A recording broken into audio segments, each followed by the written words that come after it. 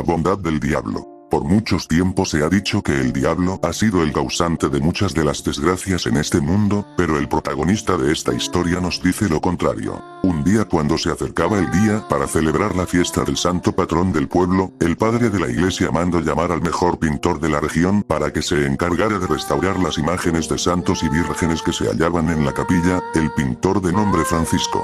Antes de empezar a pintar el padre le hizo especial hincapié en que se esmerara en arreglar la imagen de San Miguel Arcángel. Quiero que quede todo muy bien, arregla a los santos y a las vírgenes que parezcan como nuevos, pero no te preocupes del diablo, eso no importa.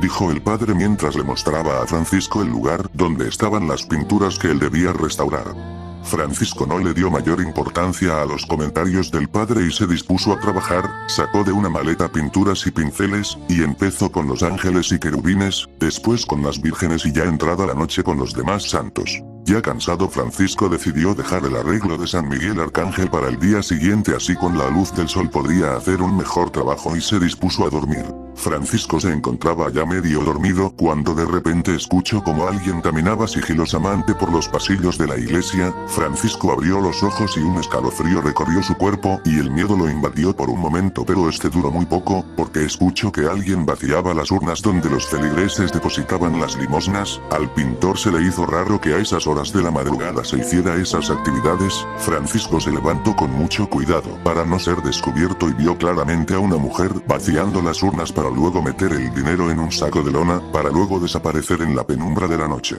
Francisco no daba cabida a que alguien hiciera algo así, pero después de pensarlo cayó en cuenta en que eso no era asunto suyo ni mucho menos su problema y volvió a dormir. Al día siguiente Francisco se levantó muy temprano para continuar con su trabajo, con sumo cuidado pintaba los defectos de la pintura de San Miguel Arcángel. Cuando escuchó que las puertas de la iglesia se abrían, era el padre que llegaba a la iglesia en compañía de la mujer que la noche anterior había visto robarse las limosnas.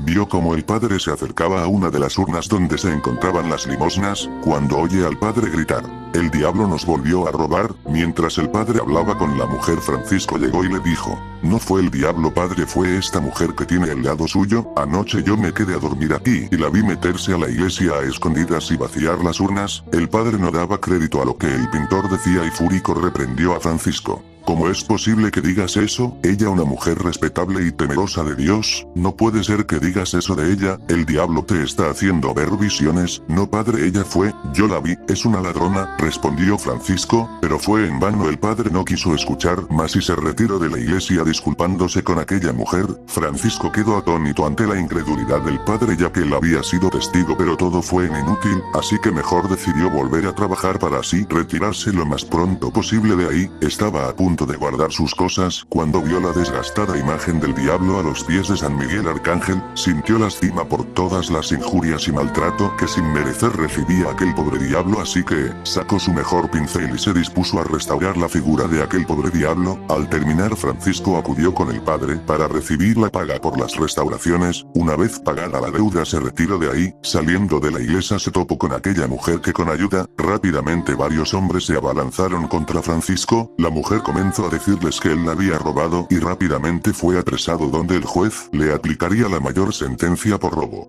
"Soy inocente", gritaba con desesperación que ese dinero era fruto de su trabajo. Juraba y perjuraba a aquel pobre pintor, pero sus súplicas eran en vano.